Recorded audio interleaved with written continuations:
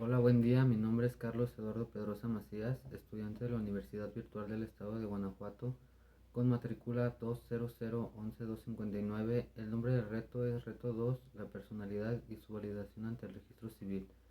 El nombre del módulo es Derecho de Personas y Familias de la licenciatura en Derecho. El nombre del asesor educativo es Ricardo Brígido Moreno. En este video les compartiré un poco sobre los atributos de la personalidad y las actas expedidas para el registro civil. Para comenzar, jurídicamente hablando, los atributos de la personalidad son cualidades que identifican e individualizan a un sujeto de derecho a fin de ubicarlo dentro del orden social y jurídico. Sobre las actas expedidas por el registro civil establecido en el Código Civil para el Estado de Guanajuato, en el artículo 37, los oficiales de registro civil tienen a su cargo autorizar los actos del Estado civil, extender las actas relativas a nacimientos, matrimonios y defunciones, así como realizar las anotaciones en las actas respectivas de reconocimiento de hijos, adopción simple, divorcio e inscripción de las ejecutorias que declaren la ausencia, la presunción de muerte, la tutela y la pérdida o limitación de la capacidad legal para administrar bienes. En estas actas se encuentran los siguientes atributos de la personalidad, los cuales son nombre, domicilio, estado civil y capacidad. El nombre sirve para su identificación en las personas físicas, comprende el nombre de pila elegido por los progenitores acompañado del apellido que se designa a la familia a la que pertenece. Toda relación jurídica impone deberes y atribuye derechos a los sujetos de dicha relación, de ahí que sea necesario en cada relación jurídica precisar concretamente qué persona o personas son sujetas de esa relación, quién o quiénes pueden exigir como acreedor o acreedores una determinada conducta o sobre quiénes, deudor o deudores, recae el deber jurídico de cumplirla. En este sentido, puede definirse al nombre como las palabras que identifican a una persona a fin de que sus actos, individualizados por el ordenamiento jurídico, generen consecuencias que le sean atribuidas a ella y a nadie más. En cuanto a las personas físicas, las palabras a que se hace mención anteriormente forman el nombre propio, también conocido como nombre de pila, y el apellido o apellidos generalmente paterno y materno.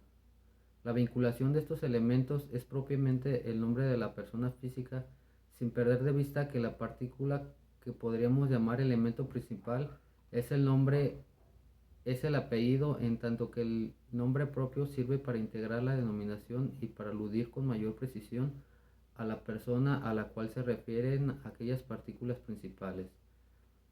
Con relación al nombre de las personas morales, se tiene que distinguir en principio dos tipos de entes colectivas, los públicas y los privadas.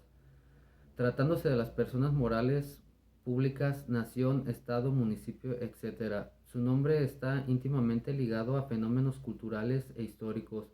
Por su parte, los organismos descentralizados generalmente encuentran su nombre en la ley que los crea y los regula, y con relación a las personas ideales de interés privado, es bien conocida la distinción entre denominación y razón social con que suelen identificarse.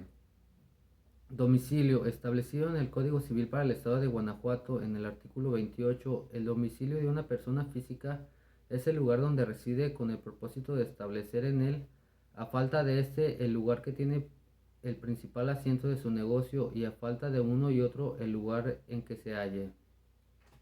El domicilio debemos distinguir entre domicilio real, el lugar físico que la persona habita, el especial para determinados efectos, como por ejemplo el que elige en un contrato para recibir notificaciones, el legal, que es el atribuido por la ley y se entiende sin admitirse prueba en contrario, que es el que corresponde para el ejercicio de sus derechos y para cumplir sus obligaciones. Poseen este domicilio los funcionarios públicos en el lugar que desempeñan su cargo, los militares en su lugar de destino, las sociedades o asociaciones donde esté asentada su administración, y los hijos en el domicilio de sus padres mientras sean menores de edad. El domicilio es el lugar en el que para determinados efectos del derecho una persona se asienta de manera permanente.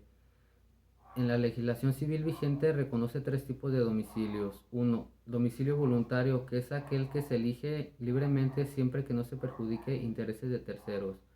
2. Domicilio legal, que es el que atribuye la ley a una persona, aun cuando de hecho no se encuentra ahí. Artículo 32 del Código Civil de Guanajuato. Y 3. Domicilio convencional, que, es, que de acuerdo con el artículo 35 del Código Civil del Estado, es el que se designa para el cumplimiento de determinadas obligaciones. Estado civil. El estado civil o de familias es un atributo exclusivo de las personas físicas que implica la situación que guarda un individuo dentro de su grupo familiar con respecto a sus relaciones de matrimonio o parentesco. Así el estado se determina en función del grupo o de los grupos sociales a los que una persona pertenece, porque el ordenamiento jurídico atribuye esa pertenencia como inherente a la persona misma. El estado civil es el estatus o posición de índole jurídica que ocupa una persona en relación, así nunca tuvo un cónyuge, si lo tiene, si lo tuvo, y en este último caso, si ya no lo tiene por su deceso o por obra de su voluntad. En el primer caso, la persona será la soltera, en el segundo, casada, en el tercero, viuda y en el último caso, divorciada. También incluye la posición del individuo en su familia, padre, madre, hijo, abuelo, etc. Por último, capacidad. La capacidad es la posibilidad o facultad de ser titular de derecho u obligaciones. Capacidad de derecho o la de ejercer esos derechos. Capacidad de obrar o de hecho.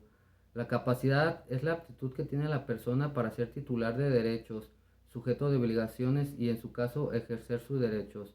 Cumplir esas obligaciones y celebrar actos jurídicos por sí misma. Ahora bien, en este concepto genérico se desprenden dos especies de capacidad. 1.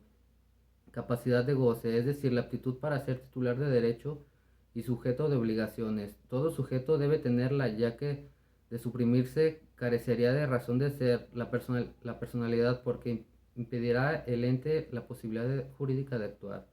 2. Capacidad de ejercicio, a la cual también se le llama capacidad negocial y que puede definirse como la aptitud para ser titular de derechos, sujeto de obligaciones, celebrar actos jurídicos y así como exigir aquellos derechos y cumplir aquellas obligaciones por sí mismo. Tratándose de personas físicas, la capacidad de ejercicio está sujeta a condiciones propias de los seres humanos como la edad, circunstancias físicas, mentales, etc. Artículo 22 y 23 del Código Civil de Guanajuato.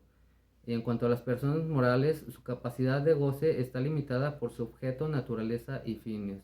Esto en parte, que tengan un buen día.